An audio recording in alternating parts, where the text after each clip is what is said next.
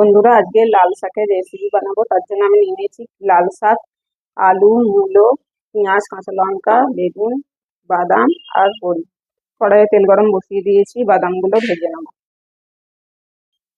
কড়াইয়ে আরেকটু তেল দিয়ে দিয়েছি, দিয়ে দেবো 5 ফোড়ন, শুকনো লঙ্কা, তেজপাতা। এগুলো ভাজা হয়ে গেছে, দিয়ে দেবো রসুন কুচি। রসুনটা ভাজা ভাজা হয়ে গেছে, দিয়ে দেবো পেঁয়াজ, কাঁচা লঙ্কা।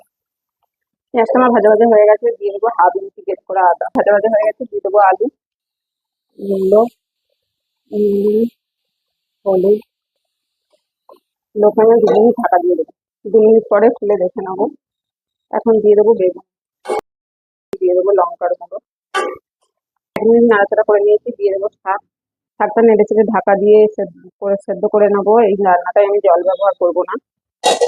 হয়ে গেছে, দিয়ে দেবো চিনি, ভেজে রাখা বড়ি, ভেজে রাখা বাদামের গুঁড়ো, 1 চামচ ঘি। লাল শাক রান্না আমার রেডি। আমার এই রান্নাটি ভালো লাগলে চ্যানেলটি সাবস্ক্রাইব